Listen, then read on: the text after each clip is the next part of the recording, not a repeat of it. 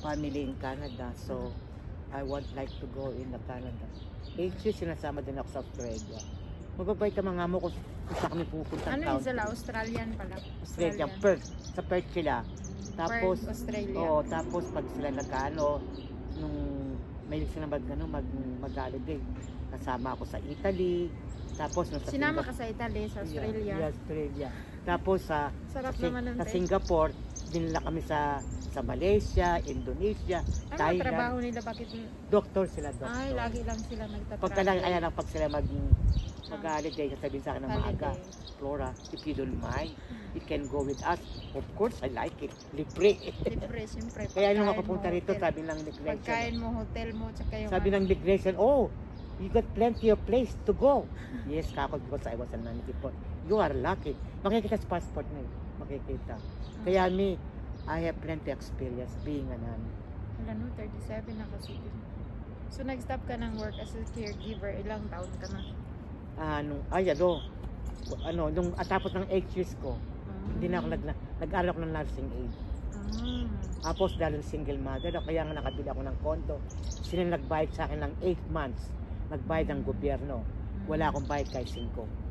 Tapos, kasi diba, dito? Single free. mother. Oh, free. Pero ngayon, di na, kahit single mother ka.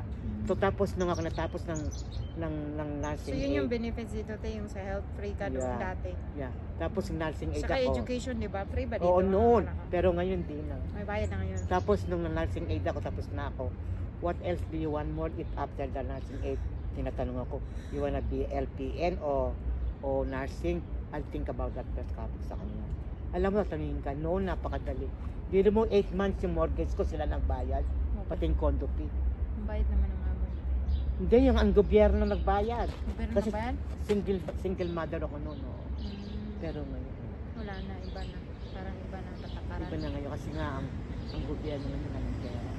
Si Trudeau, pinubos lahat ang pera dito.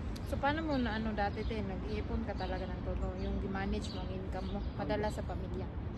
Saka saving. Hindi ako yung bibili ng binibili. Hindi ako ganun. Kahit na ngayon.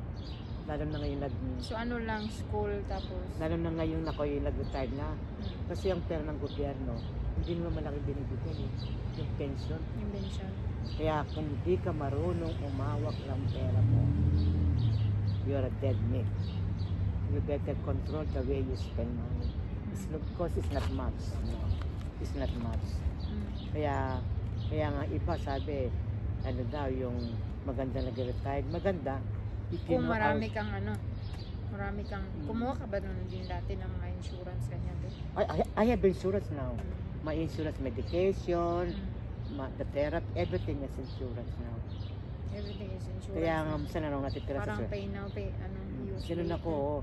Tsaka nung pagka-tax na, hindi ako nagbabayad, nakakalipan pa ako kasi every check ko, pinapalis ko na kaya yung tax. Kaya wala akong, kahit na ngayon wala akong binabayad kasi kahit ako nag-retire na ngayon, pinapaalis ko rin para at least pera ko ngayon, pero nakakaripan ako. Last year, ang naripan ko 2003.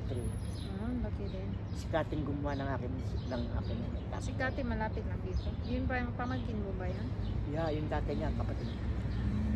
At least may family ka dito. Nakakid, hindi yung tatay niya kaya namatay na. Ay baka yan, hereditary? Oo, tapos buti nga nakuha ko siya nagbabayad din. Sabi nga ng kapatid ko nung nabubuhay, swerte mo ate, no? Pero mo, meron ko pang antipas.